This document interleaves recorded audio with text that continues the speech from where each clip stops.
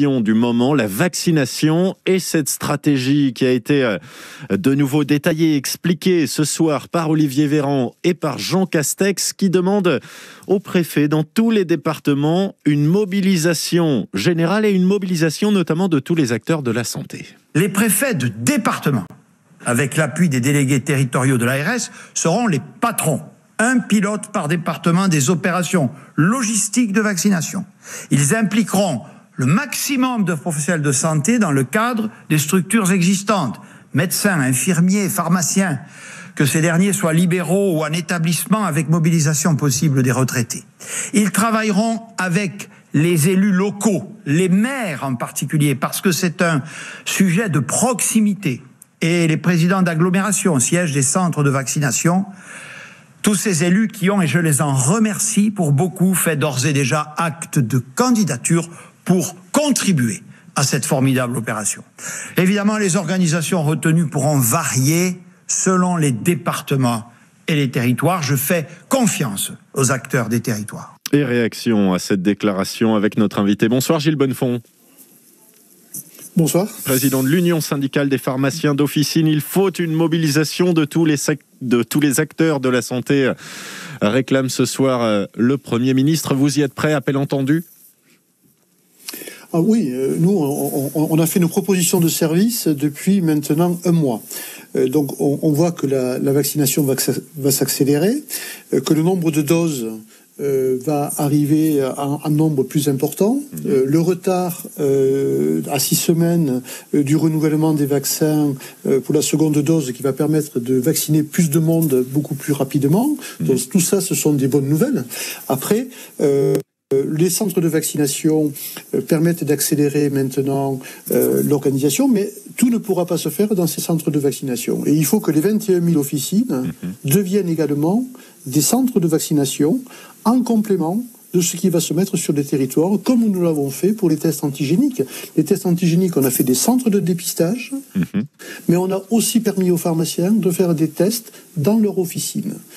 Ce qui permet d'éviter des déplacements importants des personnes âgées, puisque c'est la priorité, les plus de 75 ans. Bon, il vaut mieux pas qu'ils se concentrent sur un centre de vaccination et qu'ils fassent 40 km pour aller se faire vacciner. Je crois qu'il faut qu'on leur simplifie le parcours, qui viennent dans un espace qu'ils connaissent bien parce qu'ils se sont fait vacciner contre la grippe. Et d'ailleurs, ils nous le disent. Mais pourquoi on ne peut pas vacciner contre la Covid chez vous ? Qu'est-ce qui empêche ? Et donc, on voit bien que le ministre est en train d'accélérer, d'alléger les procédures, les patients qui comprennent les questions, pourquoi ce serait une consultation médicale. Si les questions ne sont pas claires et si les réponses ne sont pas claires, qu'il y ait une consultation médicale, c'est absolument indispensable. Mais quand quelqu'un veut se vacciner, qui n'est pas allergique et qui répond aux critères qui ont été définis, il faut qu'on puisse le vacciner de suite dans tous les centres habilités à vacciner.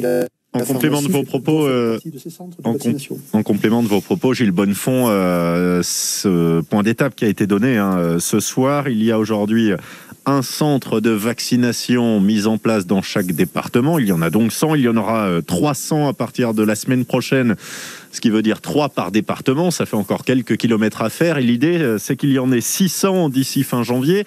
Donc 6 centres de vaccination seulement par département. Vous, est-ce que vous allez demander dans l'immédiat au préfet de dire « nous sommes prêts à recevoir des doses ». Est-ce que vous en avez les moyens logistiques ? Oui, on en a les moyens logistiques parce que si on répond aux critères comme les centres de vaccination, il n'y a aucune raison que ce soit refusé. Le tout, c'est qu'on soit habilité à vacciner, et c'est l'étape qu'il faut franchir. Pardon, je vous arrête sur une question toute bête. Ça fait des semaines qu'on en parle de la conservation très difficile, par exemple, du vaccin Pfizer, avec des frigos très perfectionnés qui sont nécessaires. Comment ça se passe pour ça ? Alors, tout simplement, les centres aujourd'hui, les frigos, il y a 6 centres répartis sur la France qui ont ces frigos à moins 80, et y compris 100 établissements hospitaliers, donc au moins un par département, qui conservent ces vaccins à moins 80. Si les pharmaciens, les médecins, les infirmiers font le programme de la vaccination de la semaine prochaine, qu'ils envoient au service pour transporter ces vaccins le vendredi, le lundi, on reçoit ces vaccins qui sont décongelés. Il nous reste 4 jours pour injecter ces vaccins, puisque en dehors du frigo, à moins 80, ils se conservent dans un frigo normal entre 2 et 8 degrés, encore pendant 5 jours. Et donc pendant 5 jours, on peut vacciner. Donc si on les reçoit le lundi, on peut vacciner jusqu'à vendredi.